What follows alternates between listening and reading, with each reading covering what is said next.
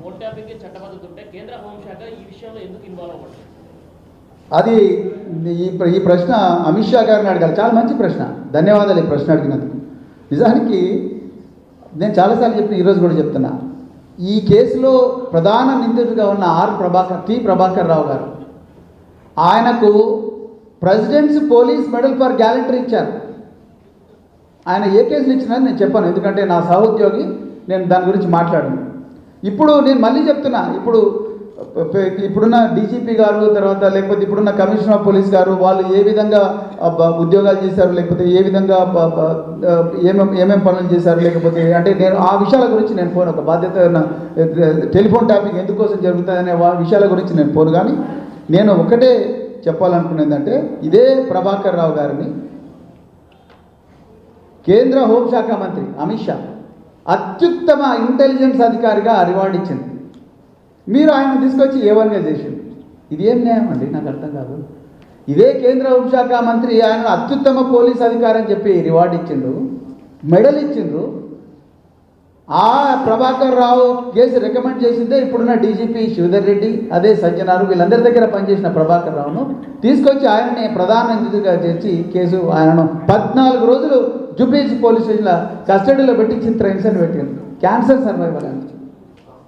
నిజంగా కేంద్ర హోంశాఖ డెఫినెట్గా దీనిలో జోక్యం చేసుకోవాలి. కానీ కోల్ బ్లాక్లో కిషన్ రెడ్డి గారి వ్యవహారం చూస్తున్నారు కదా, 49% వాటా ఉన్నప్పటికీ కూడా సింగరేణిలో ఆయన సిబిఐకి రాయొచ్చు కదా, ఎందుకు రాయట్లేదు మరి జి కిషన్ రెడ్డి గారు, కేంద్ర బొగ్గు గనుల శాఖ మంత్రి?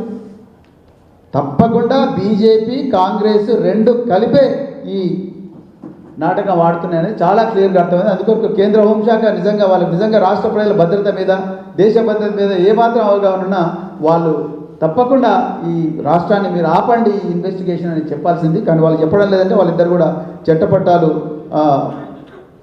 చేసుకొని చేస్తున్నారు. అదేవిధంగా నిజంగా సిట్ వేయాల్సింది ఎవరి మీద? చెక్ డ్యామ్లు వేస్ట్ చేసిన దాని మీద చెక్ వేయాలి. మేడిగడ్డ బ్లాస్టింగ్ చేసిండ్రని మేము ఎప్పటి నుంచో చెప్తున్నాం, ఆధారాలతో సహా చెప్తున్నాం.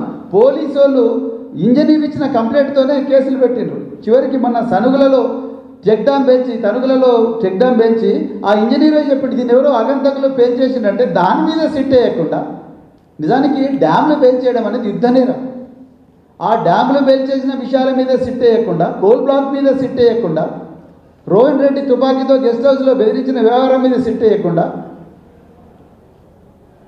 ఈ హిల్ట్ స్కామ్లో హిల్ట్ పాలసీలో 9,300 ఎకరాల భూమిని అప్పనంగా రియల్ ఎస్టేట్ ఏజెంట్లకు అప్పగిస్తున్న వ్యవహారం మీద సిట్ వేయకుండా, రాష్ట్రాన్ని 10 సంవత్సరాలు స్వర్ణయుగాల పరిపాలించిన కేసీఆర్ గారి మీద, కేటీఆర్ గారి మీద, హరీష్ రావు గారి మీద, మిగతా సీనియర్ నాయకుల మీద వేధించడానికి చేసిన సిట్ వేస్తున్నారంటేనే ఈ రాష్ట్రం తప్పుడు చేతుల్లో ఉన్నదని మాత్రం నేను చెప్తూ, మరొకసారి మరి మీరు ఇంత చక్కగా కోఆపరేట్ చేసినందుకు, మరి ఈ విషయాలను ప్రజలకు తెలియపరిచినందుకు మీకు ధన్యవాదాలు చెప్తూ, జై తెలంగాణ.